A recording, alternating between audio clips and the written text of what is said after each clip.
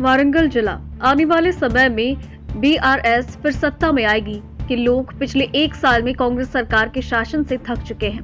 इस अवधि के दौरान बीआरएस पार्टी सत्ता में वापस आएगी। बीटीएस विधायक मुथी रेड्डी ने कहा कि वो गरीबों के साथ खड़े होंगे।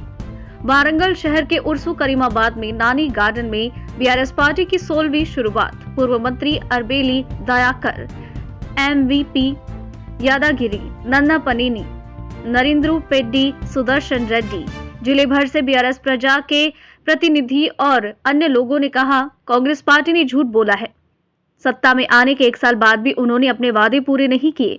सरकार में आने पर उन्होंने कहा कि वह इस बात का ध्यान रखेंगे कि सभी को मदद मिले। तेलंगाना वारंगल नवभारत समाचार से कैमरामैन महेंद्र के साथ अक्रम की रिपोर्ट।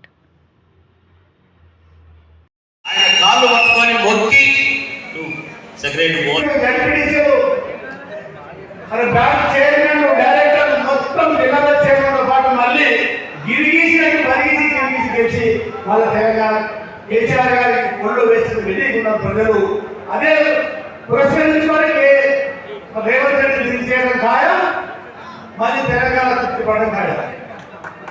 ఒక్కసారి రేవంత్ రెడ్డి దించేదానికి పురుగుంటి కదా, కుమ్మరలేదు, ఇక మొదలు పెడతారు కొట్టాడ.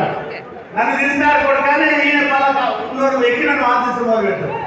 నన్ను దిస్తావు కొడగానే ఇంకోటి మొదలు పెడతారు. నేనెందుకు పోతే నలుగురు మొదలు పెడతారు. నేనెందుకు రాయడానికి మొదలు పెట్టారు. కొట్టాడి సంతలో ఈరోజు 90 లక్షలు వస్తాయి. బాధ్యత మళ్ళీ మనం తిరిగి కేసీఆర్ గారు ముఖ్యమంత్రి అయిపోతాడు. 2-3 ఏళ్ళు లోపలితే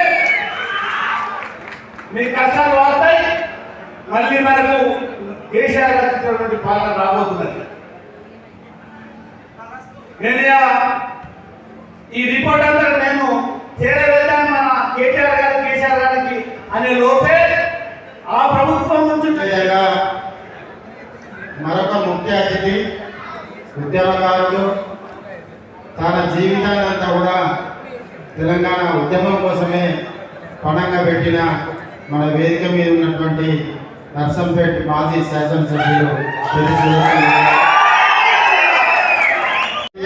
పెద్దలు కేసీఆర్ గారు తన పదవులను సైతం లెక్క చేయకుండా డిప్యూటీ స్పీకర్గా ఉండి రాజీనామా చేసి టీఆర్ఎస్ పార్టీని ఎస్టాబ్లిష్ చేసి ఎన్నో అడుగులు, ఎన్నో చిక్కులు, ఎన్నో రాజకీయ గుట్టలు అన్నింటినీ కూడా ఛేదించి వీళ్ళు ఇచ్చేటట్టు లేరు, 1000 మంది విద్యార్థుల బలిదానం వీళ్ళు ఇచ్చేలాగా లేరు అని చెప్పి ఆ రోజు ఆమరణ నిరాహార దీక్షకు